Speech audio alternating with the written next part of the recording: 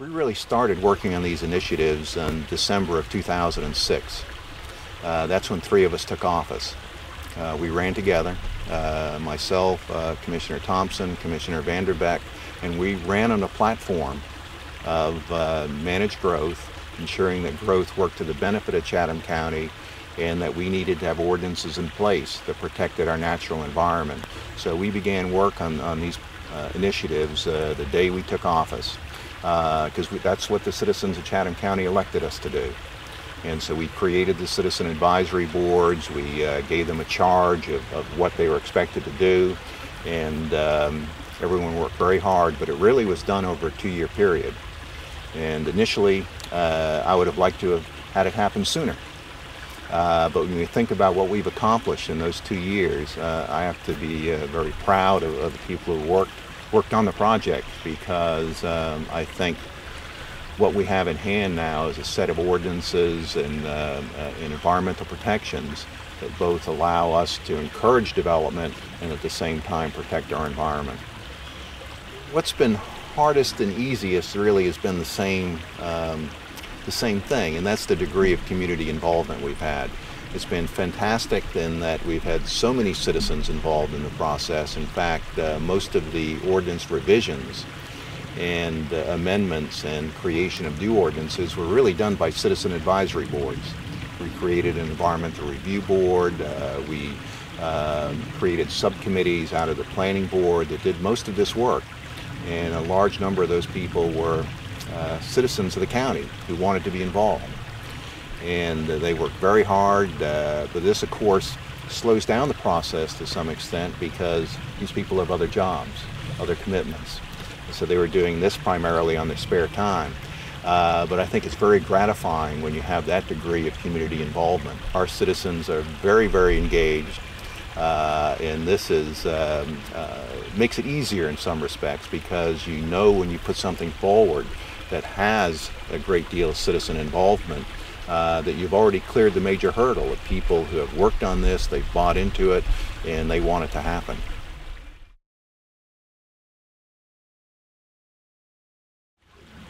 These initiatives really didn't cost the county very much.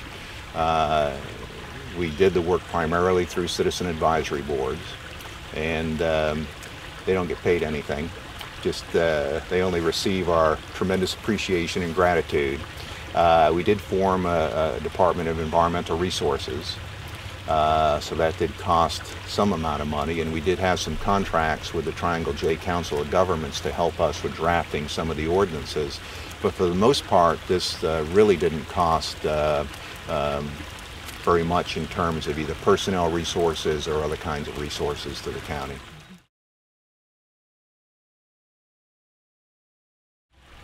I think what we're most proud of is the fact that we're able to do all these ordinances at the same time. And this is important because it ensures that they are coordinated, they are integrated, and they're going to work together to achieve the goal of protecting the environment at the same time, encouraging development in such a way that will benefit Chatham County.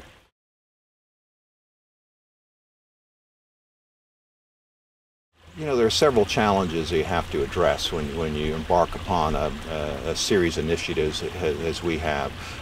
One is that you have to realize that no matter what you do, you'll find some people who object to it. And sometimes those objections are valid and sometimes they're not. But you have to receive them in good faith, try to explain them, try to modify your plan if in fact there are reasonable objections, and move forward. The whole idea is to not wallow in the challenges, but to say these are our goals. We're going to involve the citizens, we're going to address concerns as best we can, we're going to modify and revise our plan to meet those objections if they are in fact valid, but keep on moving forward and not say we're going to give up because this or that problem. If other local governments are thinking about doing some of the things that Chatham County has done, I think it's going to be incredibly important to involve as many citizens as you can in the process. because they're the ones who are going to have to benefit or suffer if it's not done right. And I think as you go through the public hearing process and get public input, it's better to get it early on in the process rather than after it's a fait accompli and already completed. So I think part of it is to have a government that's as open and transparent as you can, that you're letting people know what you're trying to do and how you're thinking about going about it. And you know, we put press releases in our local paper, and we try to inform citizens through a series of public meetings about what we're doing. And the rest is pretty much taken care of itself. My advice would be to look at what you currently have in place in terms of economic situation, in terms of environmental issues, in terms of the desires of the citizens from election material and so forth, and to develop a plan, working with the citizens, say this is what we want to accomplish, this is how we're going to go about it in terms of the process, this is the time frame we're thinking of, and receive public input, have a public hearing on the process of what you plan on doing, and say, citizens, what do you think? And then based on that, finalize the plan.